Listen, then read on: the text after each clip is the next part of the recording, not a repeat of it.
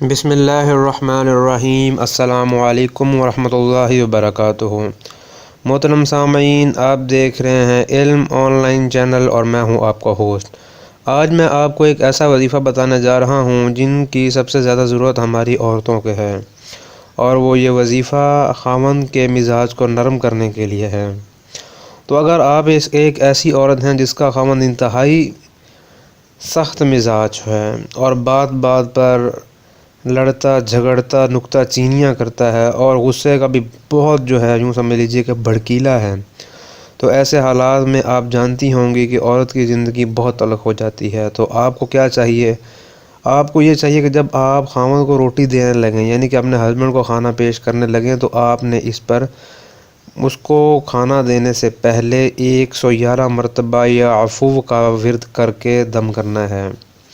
اور یہ خاص طور پر آپ نے نوٹ کرنا ہے کہ جب آپ نے یہ ورد کرنا ہے تو آپ نے اپنے شوہر کو یا کسی بھی گھر والوں کو پتہ نہیں لگنے دینا، کیونکہ اکثر اوقات دیکھا یہ گیا ہے کہ عورت اپنی بہتری کے لیے یہ کرتی ہے اور اس کا نقصان کسی کو بھی نہیں ہے، لیکن سسرال میں یہ عمل کرتے ہوئے وہ کافی دفعہ ایسی پریشانیاں کھڑی ہو جاتی ہیں کہ سسرال والے سمجھتے ہیں کہ اس نے ہمارے پر کالا جادو کر دیا ہے، ہمارے یہ بیٹے کو بھائی کو ہم سے چھیننا چاہتی ہے۔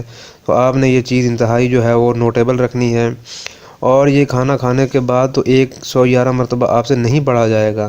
تو آپ نے جب بھی کھانا دینا ہے اس سے پہلے آپ نے یا 111 مرتبہ یا عفو کا ورد کر کے رکھنا ہے۔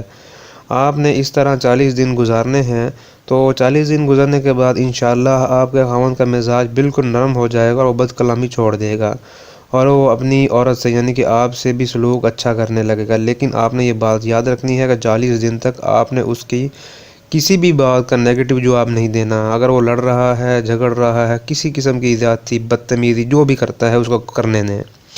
آپ دیکھیں اگر اس وظیفے کے دوران اس سے وہ بد کلامی کریں گی، کیونکہ انسان ہے، انسان کو غصہ بہت آتا ہے، یا اس کے سامنے کسی بھی بات کو یوں سمجھیں گے کہ یہ بات میں نے نہیں کی تو آپ مجھے کیوں کہہ رہے ہیں، تو آپ نے یہ بھی نہیں کہنا، کیونکہ آپ کا وظیفہ چل رہا ہوگا۔ تو آپ نے 40 دن یہ وظیفہ کرنا ہے، تو انشاءاللہ آپ کی زندگی بہتر ہو جائے گی، بہت بہتر ہو جائے گی۔